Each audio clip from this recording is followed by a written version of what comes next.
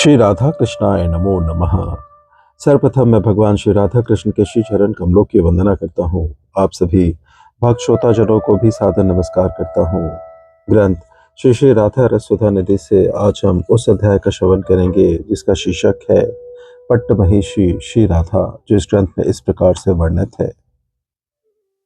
जो अप्रकृत मधुर परिक्रिय प्रेम की प्राण स्वरूप है, श्रृंगार लीला कला व चित्र की परमावधि है, भगवान श्री कृष्ण की भी पूज्य एवं आज्ञाकर्त्री है, ईशानी सची आदि से परम स्वतंत्र है, वे पराशक्ति स्वरूपिणी परम सुखमय विग्रह वृंदावन नाथ श्री कृष्ण की पट्टमहिषी श्री राधा ही मेरी एकमात्र आराध्य है। साधक वेश में श्रीपाद का चित्त राधा कैंकर रस की लालसा से भरा है। राधा कैंकर को छोड़ उन्हें अन्य किसी वस्तु की कामना नहीं है। किंचित राधा कैंकर का आस्वादन प्राप्त होने के पश्चात साधक की आत्मा अन्य किसी वस्तु की कामना नहीं करती। मेरे जैसे जीव का चित्त सेवा रस आस्वादन के अभाव में ही नाना दिशाओं में भटकता है। ब्रह्मा जी ने श्री कृष्ण का स्तव करते हुए कहा है, हे भगवान, जब तक मानव की आत्मा को तुम्हारे दास्य रस को खोज नहीं मिलती, तब तक उसके अंतर का राग तस्कर घर कारागार और मोह पैरों की बेड़ियां बने रहते हैं। हे भगवान, तुम सभी जीवों के निरुपदादि प्रेमास्पद हो, आत्मा के भी आत्मा हो, अतएव प्रीति के स्वाभाविक परम योग्य आश्रय हो। तभी सभी के अंतर का राग तुम्हें ही खोजता रहता है। वह जब तुम्हारे चरणों का आश्रय नहीं ले पाता, तभी चोर की तरह अंतर के शुभ वासना रूपी तुम्हारी समस्त भजन सामग्री चुराता है, और उस राग के अनुगत लोभ मोह आदि भी उसी का अनुसरण करते हैं। गौड़ीय वैष्णवों के अंतर का राग राधा कैंकर रस के आस्वादन के अभाव में ही अन्य वस्तुओं में रमता है। अतएव साधक को सांसारिक संस्कार दूर रखकर अप्रकृत राधा दासत्व के संस्कार पर अधिकार करना होगा।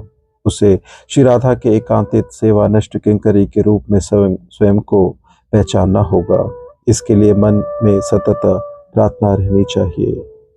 हरि हरि हेन दिन हैवे आमार, दोहा अंग निर्खिव दोहा अंग परशव सेवन करे दोहाकार, ललिता विशाखा संगे सेवन करे वे रगय, मागा गाथी दिव्य नाना फूले, कनक संपुट करी कर्पूर तांबुल भरी, जोगाए वदन कमले, राधा कृष्ण श्री चरण से मोर प्राण धन, से मोर जीवन उपाय, जय पतित पावन, देह मोर ए धन, तोए बिना अन्न नाही भाए।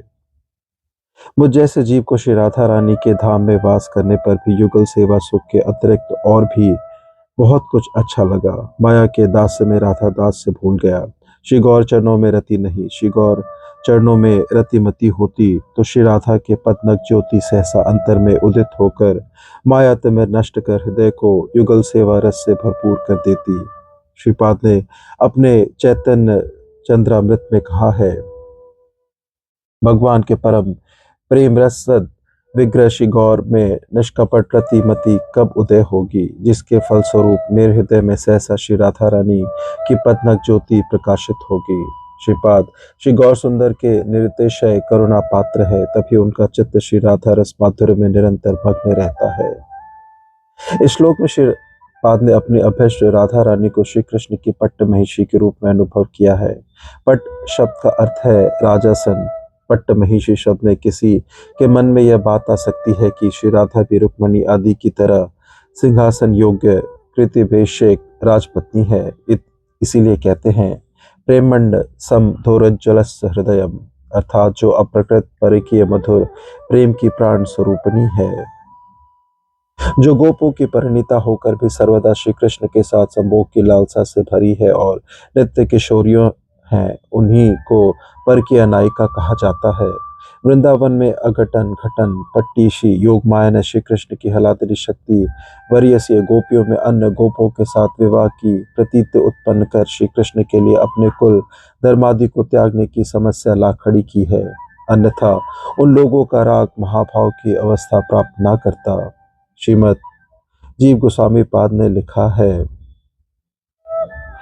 कि श्री कृष्ण सुख के लिए गरिष्ठ दुख को भी सुख के रूप में वर्ण करने का नाम है राग।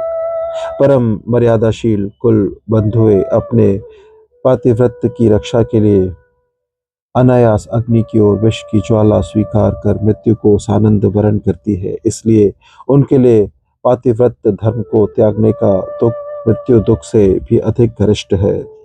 ब्रजसुंदरियों ने श्री कृष्ण सुख के लिए उसी पातिव्रत धर्म को अनायास त्याग दिया, इसलिए उन्हीं का राग महाभाव की अवस्था में पहुंचा। श्री कृष्ण की परिणीयता भार्या रुक्मणी आदि पट्ट महिषियों के विषय में इस बात की संभावना तक नहीं है। तभी इस श्लोक में परिणीता भार्या के रूप में श्री राधा को वृंदावन नाथ पट्ट महिषी नहीं कहा गया, किसी लीला विशेष का स्वादन प्राप्त करके ही ऐसा कहा गया है।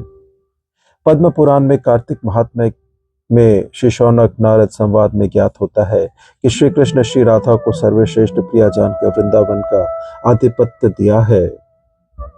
श्री राधा रानी के अभिषेक लीला को वर्णन करने में गौड़ीय वैष्णव आचार्यों का अत्यंत आवेश देखने में आता है। श्रीमद रूप गोस्वामी पाद ने अपने स्तवमाला में और श्रीमद रघुनाथ दास गोस्वामी पाद ने अपने स्तवाली ग्रंथ में इसका संक्षेप में वर्णन किया है।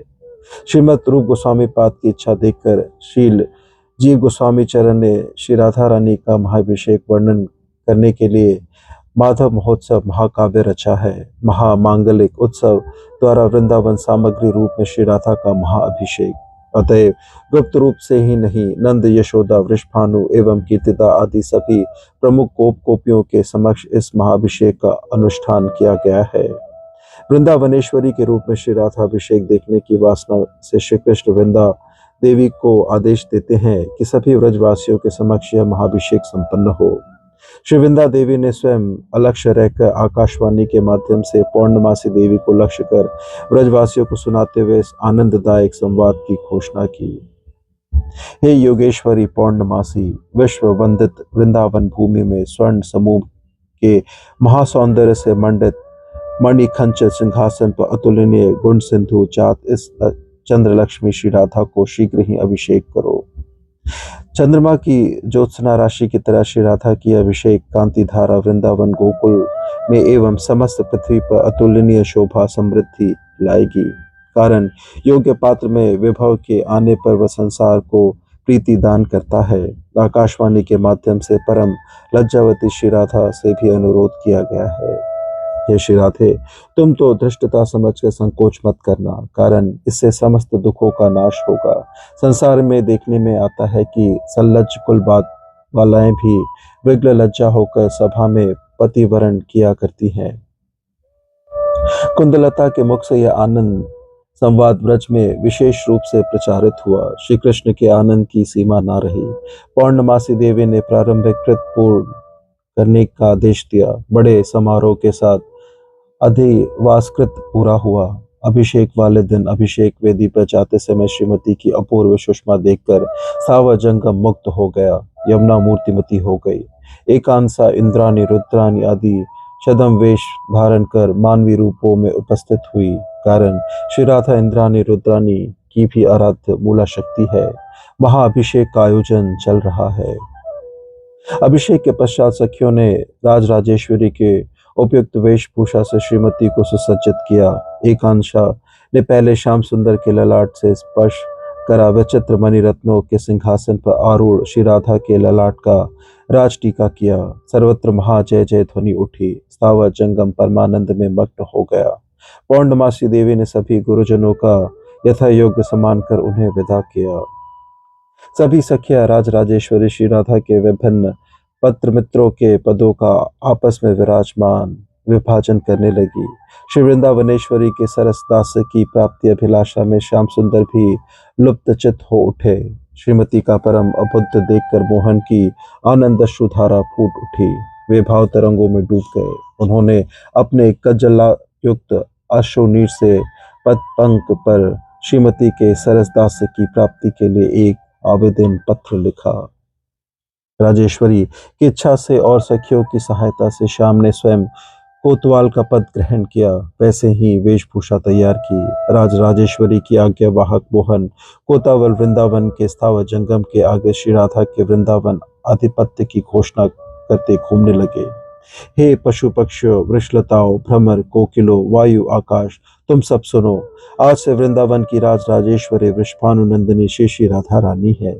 मोहन कोतवाल के मुख से ऐसी घोषणा सुनकर और उस समय सभी उनकी भगवतगत मोहन मूर्ति देखकर स्वाभाविक रूप से राधा गत प्राण वृंदावन के जीव जंतुओं के आनंद कलरव से वृंदावन का वायुमंडल मुखरित हो उठा। संपूर्ण वृंदावन में राज राजेश्वरी के आधिपत्य की घोषणा कर मोहन कोतवाल ने राधा रानी के चरणों में वृंदावन के स्थावर जंगम के आनंद की बात निवेदन की। तत्पश्चात कौतुकी कोतवाल ने अपनी वंशी सभी की दृष्टि से बचाकर मंत्री के आसन पर बैठी ललिता जी के वस्त्रों में छिपाकर राज राजेश्वरी के चरणों में अभियोग प्रस्तुत किया। मंत्री ललिता जी ने उनका तिरस्कार कर पद त्यागने का निर्देश देते हुए कहा, जो अपदार्थ निकम्मा सेवक अपनी ही वस्तु को रक्षा करने में अक्षम है, वह दूसरों की संपदा की क्या रक्षा करेगा। इसलिए उसके पद त्यागने में ही राज्य की कुशल है। कोतवाल ने महारानी के चरणों में निवेदन किया है कि उन्हें संदेह है इन राजकर्मचारियों में से ही किसी ने उनकी वंशी चुराई है, इसलिए नितांत ही शूद्र सेवक या कोतवाल इसमें क्या कर सकता है। इस पर मंत्री ने क्रुद्ध होकर आदेश दिया, आप सब अपने अपने वस्त्र झाड़कर कोतवाल को दिखा दे। यदि किसी के पास वंशी ना निकली तो इस मिथ्या संदेह में उच्च पदस्थ कर्मचारियों को अभियुक्त बनाने के अपराध के लिए कोतवाल को भयंकर दंड स्वीकार करना पड़ेगा। मंत्री के आदेश का पूरी तरह पालन किया गया। अंत में मंत्री जी के वस्त्रों में से ही वह वंशी सभी के आगे निकल आई।